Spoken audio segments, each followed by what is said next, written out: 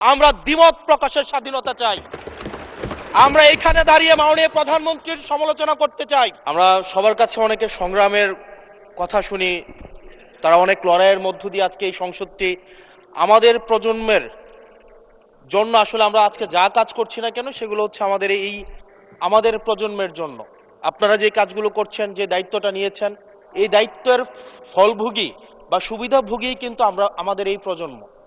মাননীয় স্পিকার, আমরা খুব আশাহত হই যখন এই সংসদ এত রক্ত, এত লড়াই, এত ত্যাগের পরে আজকে যখন এই সংসদটি গঠিত হয়েছে, কিন্তু এই সংসদ আবার আগের যেই ভিশিয়াস সাইকেল, দোষারোপের যেই সাইকেল, একজনকে বিভিন্ন ট্যাগিংয়ের যেই সাইকেল, মত দমনের নামে, বিরোধী মত দমনের নামে মামলার যেই সাইকেল, আমরা সেইখানে আবার চলে গিয়েছি।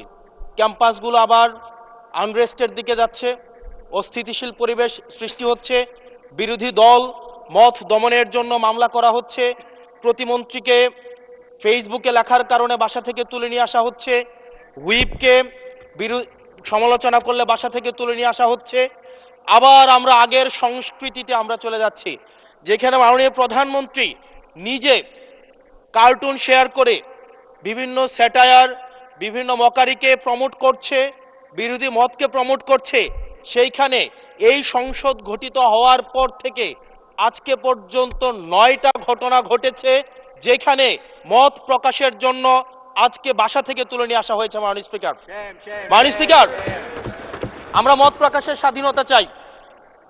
মত প্রকাশের স্বাধীনতা আগেও ছিল, মত প্রকাশের স্বাধীনতা আওয়ামী লীগের সময় ছিল, তবে সেটা সহমত প্রকাশের স্বাধীনতা। আমরা এই পার্লামেন্টের পরে আমরা শুধুমাত্র মত প্রকাশের স্বাধীনতা নয়, আমরা দ্বিমত প্রকাশের স্বাধীনতা চাই। আমরা এখানে দাঁড়িয়ে মাননীয় প্রধানমন্ত্রীর সমালোচনা করতে চাই। আমরা নির্ভয়ে ফেসবুকে আমরা ব্যাকস্পেস ব্যবহার করতে চাই না, কিন্তু আবার একটা ভয়ের পরিবেশ সৃষ্টি করা হচ্ছে, আবার একটা আতঙ্কের পরিবেশ সৃষ্টি করা হচ্ছে। আমরা দেখলাম সিলেক্টিভ এক ধরনের বিরোধিতার পরিবেশ তৈরি করা হচ্ছে। আমাদের সমাজের যারা গ্রহণযোগ্য এক ধরনের পলিটিক্যালি এলিট শ্রেণীর নারীদেরকে নিয়ে যখন সমালোচনা করা হয়, তখন সেটাকে নারীদের বিরুদ্ধে এটাকে বিবেচনা করা হয়। কিন্তু যারা পলিটিক্যালি পিছিয়ে পড়া জনগোষ্ঠী রয়েছে, গার্মেন্টস কর্মী রয়েছে, যারা হচ্ছে এই দেশের অর্থনীতির চাকাকে সচল করার জন্য রাত দিন পরিশ্রম করে যাচ্ছে, গ্রামগঞ্জের নারীরা, মায়েরা যারা রাত দিন পরিশ্রম করে যাচ্ছে, তাদেরকে যখন স্লাট শেম করা হয়, গালি দেওয়া হয়, সেটাকে আমরা নারী বিরোধিতা হিসাবে আমরা সেটাকে আমলে নেই না।